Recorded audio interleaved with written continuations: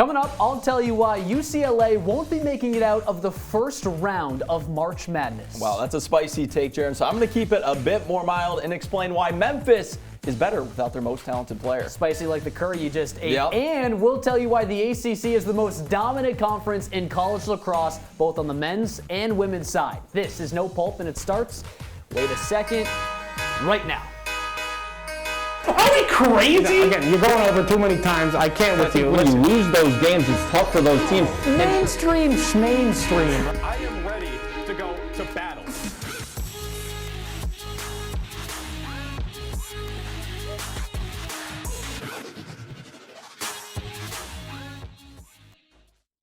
Welcome one, welcome all to No Pulp. I'm Jaron May, he's Noah Cierzan, and we are recording this on Valentine's Day, so I will address all of the rumors right now. Yes, we are each other's Valentines, so now that that's out of the way, let's get into, wow, our headlines of the week. We start with USC upsetting number 12 UCLA this past weekend. The Bruins have now lost 3 of their last 4 games after starting the season 16-2. So Noah, is it time to start worrying about this UCLA team? Absolutely. And first and foremost, let's give credit where credit is due. USC played a fantastic game, and they've got a lot of great things going on there down in SoCal, Isaiah Mobley. But as far as UCLA goes, I mean, this is a team that we thought was going to be the top of the top. They, of course, make the run with Johnny Juzang, Tiger Campbell. They bring back everybody, and you think, you know, this is a team that made it to the national championship a year ago, bring everything back. They have been a shell of themselves, though. They've got it in them, but I am worried because we haven't seen it yet. And when you're struggling in Pac-12 play,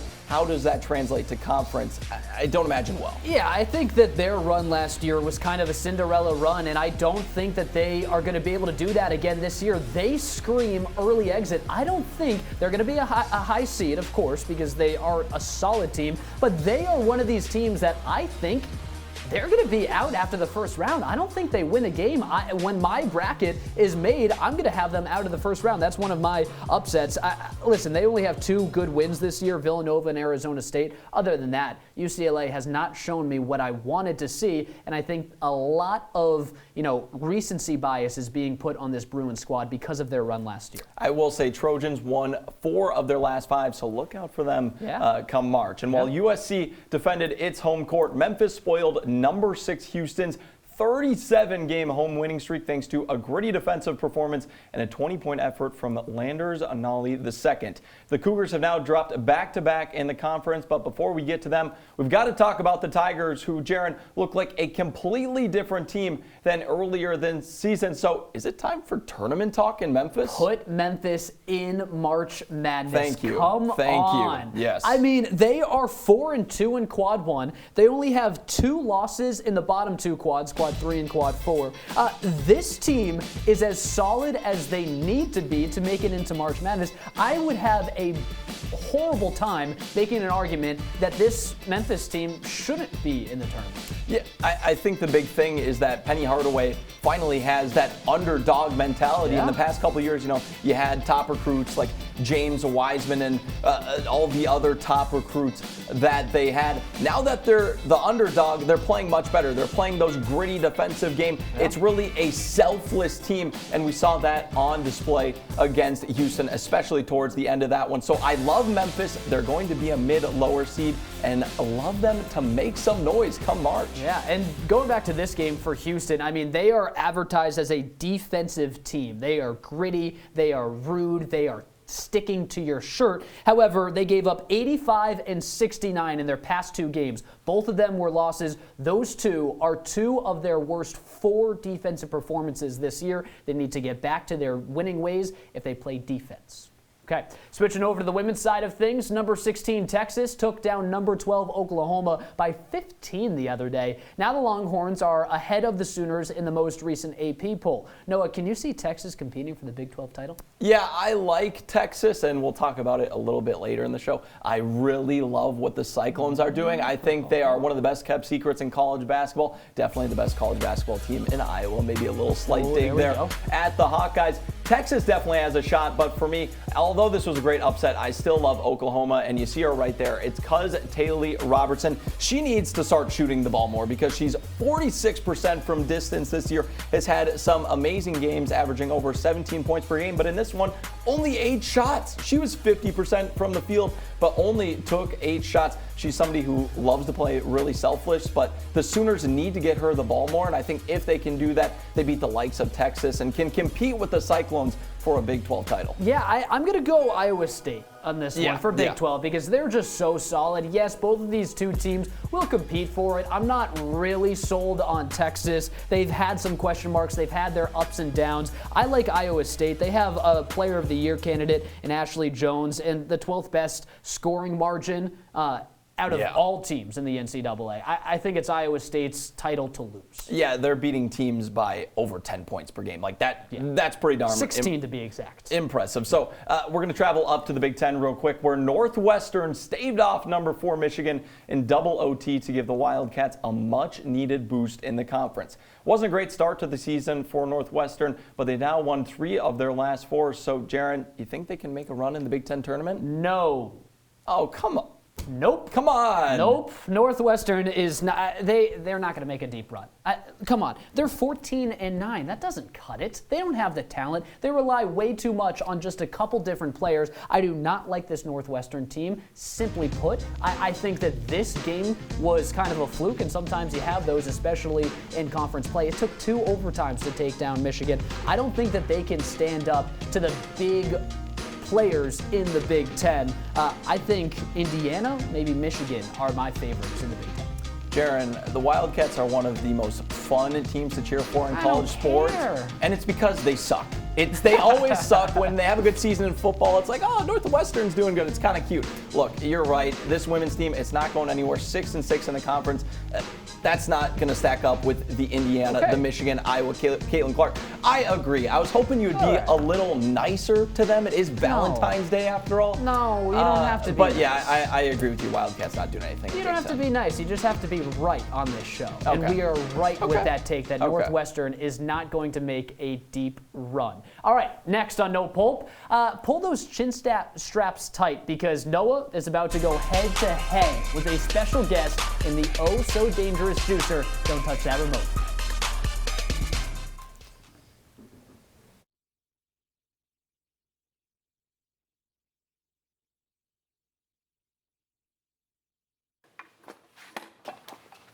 Did you hear about the pony with a sore throat? He was a little horse. Can I tell you a cat joke? Just kidding. Why couldn't the Wait. Why was the basketball court all wet? Why?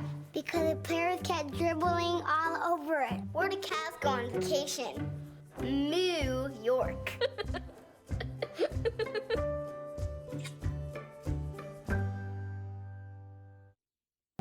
They told me a bottle couldn't dream. That I would never become a superhero.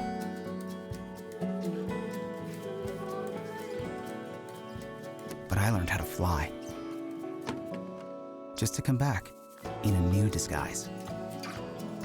And be the hero that I've always wanted to be.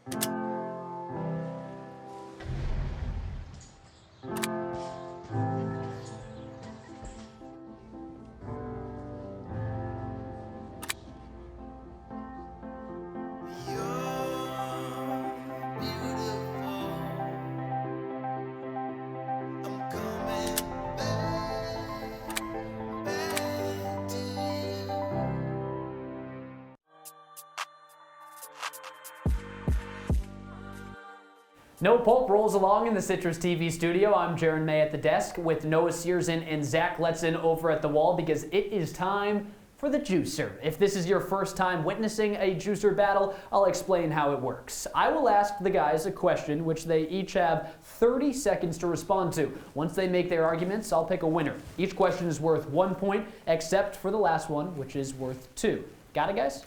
We're good. We're good over here. We're ready to go to battle. Good. Oh, yeah. All right, time to go to battle. We will start with Noah. Who is the player of the year in women's basketball? 30 seconds on the clock. You may begin. Yeah, so there are a couple options here, Jaron, but I'm going for the best player on what has been the best team in the entire conference, Aliyah Boston. It's pretty plain and simple. You watch her play for South Carolina, and she has gaudy numbers, over 18 points per game, over 11 rebounds per game, and get this, over 3 blocks per game. She is the epitome of what you want in a stat sheet stuffer. Double-double monster, 18 double-doubles this season, including one in every single conference game. If that isn't dominance, I don't know what is, Zach. A couple options now. I mean, there's one clear option here, and that's Caitlin Clark. You're talking about 27 points per game for the Iowa Hawkeyes. Have you guys seen where she's pulled up from on the court? Oh yeah, that's right, from the logo. It's pretty ridiculous what she's done, and she was the preseason player of the year. She's holding up that expectation.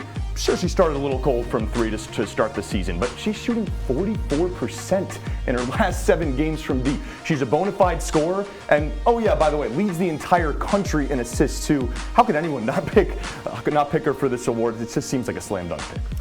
All right, Caitlin's pretty good, but Aliyah is a beast, both offensively and defensively, and she's on the best team in the entire country. So I'm going to go Noah for this one. So it is 1-0 Noah in the charge. However, we're going to start with Zach this time. Who is your player of the year on the men's side of things? Yeah, I'm going to stay with the Iowa Hawkeyes. I'm going to go with Keegan Murray for this one. I mean, this guy has been spectacular for Iowa this year, and you just look at the last game he had 24 points in the first half against Nebraska. 37 for the game. He's third in Division I at 23 points per game. He's 6'8", but he has guard-like skills. He can take it up the court, pull up for 3 at a 37% clip this season. And oh yeah, he's got 30+ in back-to-back games. Something about Iowa. Luka Garza last year, Keegan Murray this year. I just think that he's destined for this award. Yeah, Keegan Murray, definitely somebody who's going to get some attraction. The NBA surefire lottery pick. I'm going to keep it in the Big Ten. I'm taking it from Iowa, though, to Columbus, Ohio. Give me E.J. Liddell. Not somebody who started off the season super hot, per se, but if you look at his stats recently, he has been on fire. Somebody that is quite literally carrying the Buckeyes to one of the top spots in all of the Big Ten, averaging over 20 points per game, over 7 rebounds per game, and over 2 blocks per game. That is amazing for a guy that he's big, but he's not like a huge center that's always rim protecting. He's just a quality defender, and my big thing too is he's showing up in big games. Just this last weekend against Michigan, big game they needed, 28. That's what you want out of your best players. I'm going Zach with this one. Keegan Murray has the better stats, and he's filled the massive hole that Luka Garza left. So we have a 1-1 tie right now. All right, number 3, we're going back to Noah, who's the women's coach of the year, Mr. Cierzan. Yeah, so there's obviously a lot of great teams, but I'm keeping it in the Big Ten once again. Obviously, I'm a Big Ten guy, to Ann Arbor, Michigan, and Kim Arico. And this is a Wolverines team that she's led to some great records, a lot of 20-win seasons, but she had the Wolverines all the way up to 4th in the country, a place that they've really never been. Their scoring margin this season also over 10 points a game, so they're really dominating opponents even when they're in a quality conference. So I think there are a lot of coaches that are putting up great numbers, but nobody has single-handedly turned a program around like Arico has at Michigan. I went with Keegan Murray. I went with Caitlin Clark. Let's stay in the state of Iowa, but this time I'm going to go Iowa State. Bill Fenley, the job that he's done with the Cyclones this year has been unbelievable. 11 losses last year. They fizzled out in the round of 32, ended the year unranked. This year, how about 21-3? They're on a 5-game winning streak right now, and Fenley's been around for a while. This is his 26th year, but this is the highest they've been ranked in 2 decades. They sit in first in the Big 12, and that was a conference that Baylor was expected to run this year. They're in first in that conference right now, 6th in the country overall. I just think that the job that Iowa State's done and the job that Bill Fenley's done has been something to see. Bill Fenley, come on. 2 decades, he deserves that one. Zach deserves this one. Zach takes the lead. It is 2-1 now, but this last one is worth 2 points. Anybody's ball game.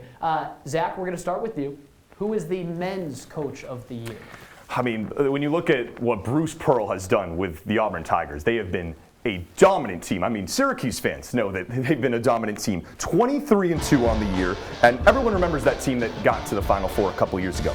This team is better. They've been #1 in the country for almost the entire season until a couple days ago. They got a potential top draft selection in Jabari Smith. Pair that with Walker Kessler. Bruce Pearl knows how to use this front court. Quite frankly, it's one of the best front courts this game has seen in a very long time. I've been stunned with what Bruce Pearl has done. They've been the best team in the country because of him.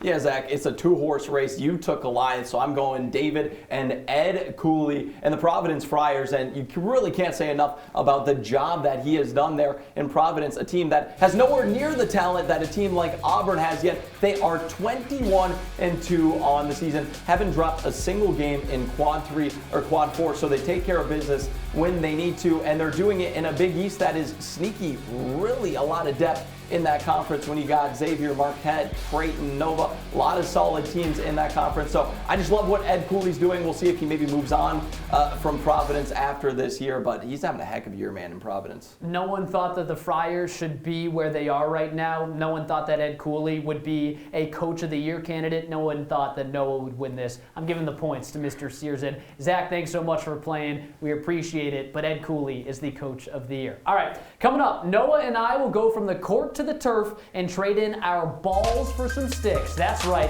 it's lax time. Next on No Pulp.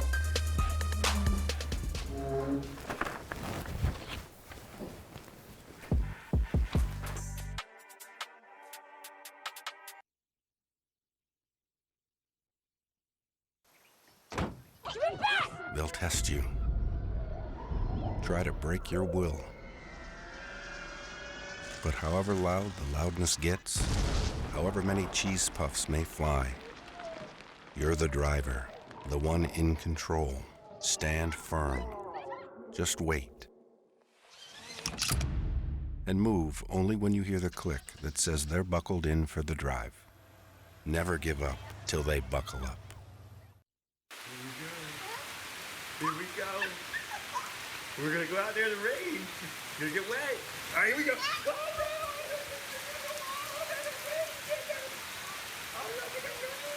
okay, quick.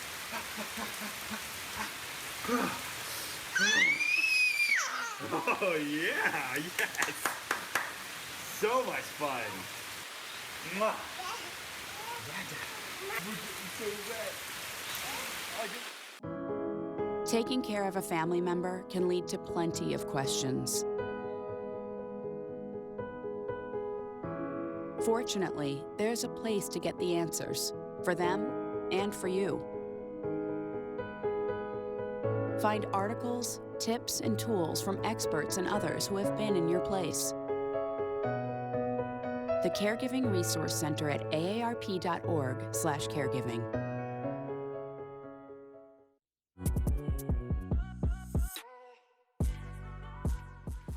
Welcome back into No Pulp. Noah Cierzan and Jaron May here, switching gears a bit because as much as we love college basketball, we're Lax Bros at heart, and it's finally lacrosse season. So to celebrate, we're going to be buying or selling different hot topics on the No Pulp yard sale. Here's how it's going to work. If you agree with the statement, you buy it. If not, you sell. And we're going to start on the men's side, where if you look at the top 10, you'll see half of it is inhabited by ACC schools. So with that in mind, Jaron, are you buying or selling that a team outside the ACC wins the Natty? Selling. I think the ACC is locked in for the Natty. I think that there are 6 legitimate schools that can compete for the national championship this year.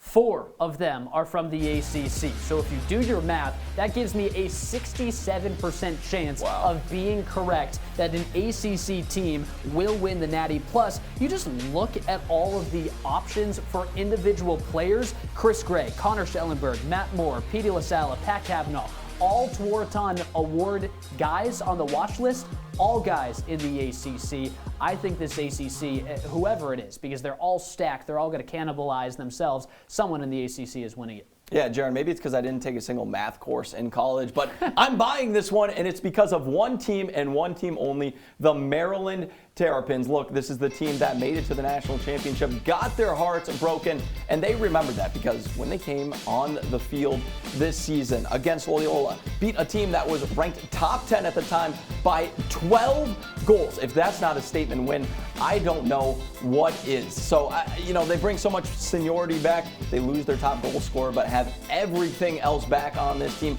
I love the Terrapins. They run the Big Ten, make it to the national championship, and follow through this time. They do not have Jaron Birdhart, who won the Tewaaraton last year. He's pretty good. Pat Cavanaugh, Notre Dame's star attacker, will win the Tewaaraton this season. That is prompt number 2 on our yard sale. You buying or selling?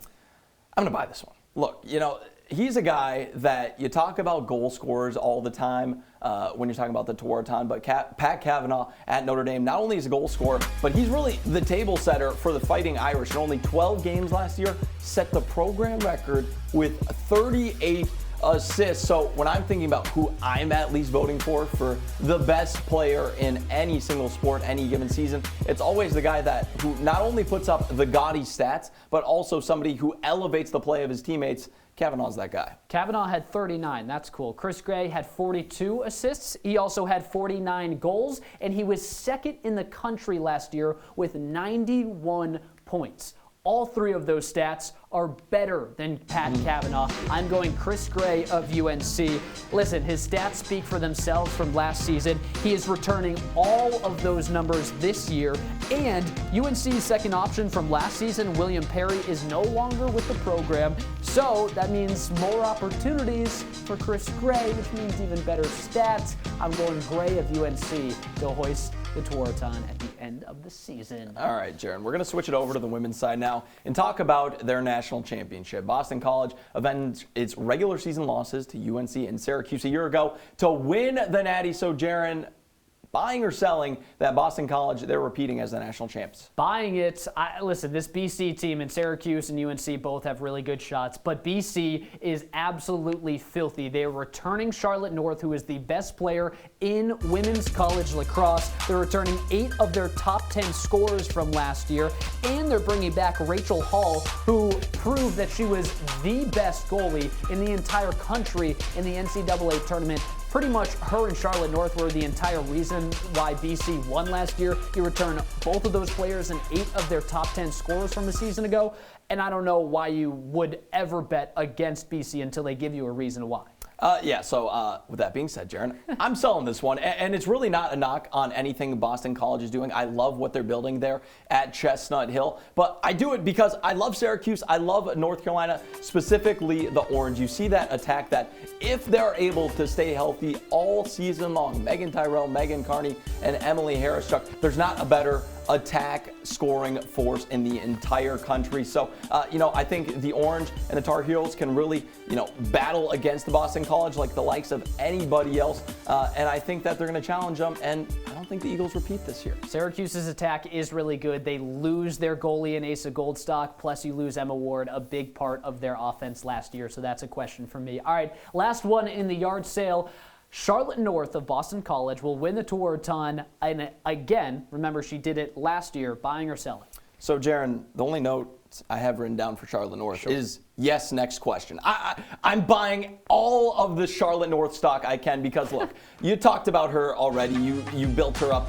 She is not only the best player in women's college lacrosse, she might be the best player we have ever seen, really a transcendent talent in the game of women's lacrosse. So the fact that she's coming back for yet another year, I can't say that many of her opponents were happy to see that one. Charlotte North is the best player in the country, and she's going to win it again, Jaron. Yeah, I'm buying this as well. She's ridiculous. She had 102 points last year. That is that's a lot. That's the NCAA record. That is, no one else in the sport of women's lacrosse has ever done that. She had 102 points last year. If you break it down, she also, or rather 114 points, 102 goals was the record that she set. She single-handedly won her team the Natty, and now people look up to her like they used to look up to Kayla Trainer. She redefined the sport and how you can shoot. She is so creative. She goes behind the back. She plays absolutely ridiculously. I don't know why you'd ever bet against her. Yeah, buy all the stock in Charlotte North if you learned nothing else. All right, we're going to leave the yard sale with a couple of purchases and head to break as Jaron and I close out the show with the big games you don't want to miss. So don't go anywhere. We'll be back in 60.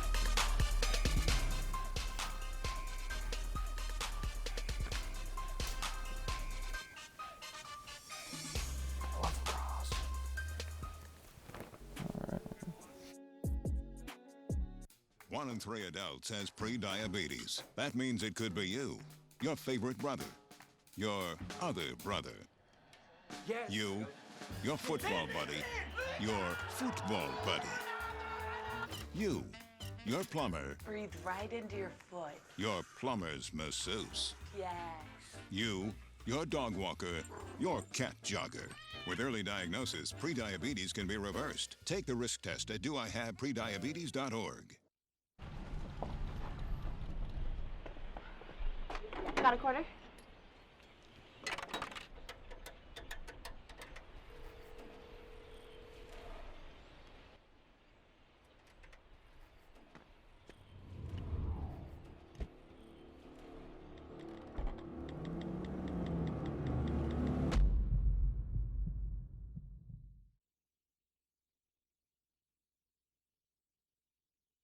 It's a beautiful day out here. Sunny today with light breezes, giving way to clouds in the afternoon. We could see some light precipitation to moderate precipitation later on, followed by powerful storm-like conditions. 90 miles per hour winds are expected. Authorities are asking everyone, stay indoors. Come on, that's it. Let's go.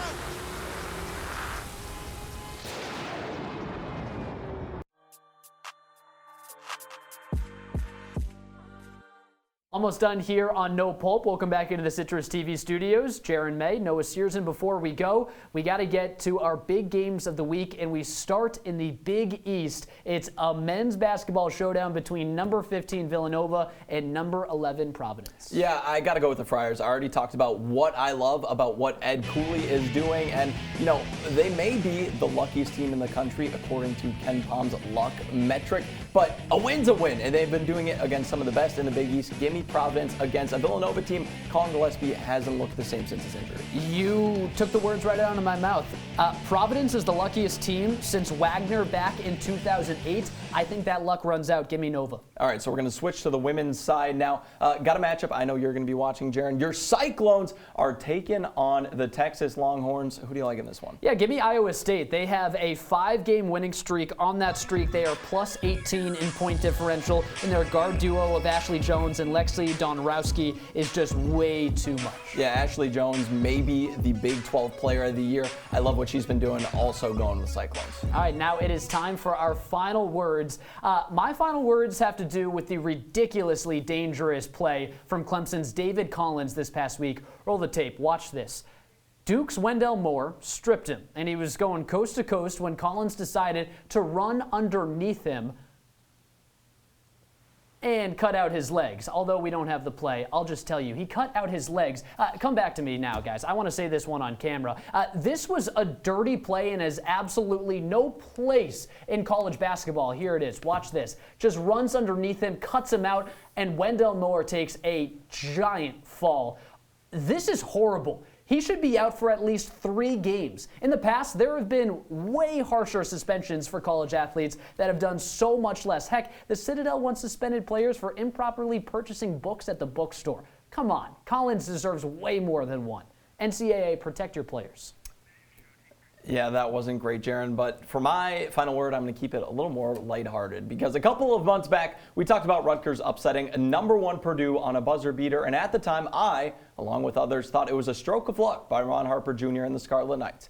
I am now taking the stand saying not only was I wrong, but the country needs to respect what Rutgers is doing. They now have back-to-back-to-back wins against ranked opponents, including a win in Madison, but are not featured in Joe Lunardi's latest bracketology. 15-9 is not the hottest record, but if Ron Harper Jr. and Geo Baker can sneak in another resume win, they will be in the field of 68, and the Big Dogs better watch out for what's brewing in Jersey. Where are they making it in that big dance? I see them as a 10 seed that can make it to the Sweet 16. Oh, you got all the way to the Sweet 16. Yes. Wow. Yep. There you go. Yep. Some bold takes to wrap up No Pulp. For Noah Cierzan, I'm Jaron May. Thanks so much for tuning in. A lot of great games. Enjoy them. We'll catch you next time. Peace.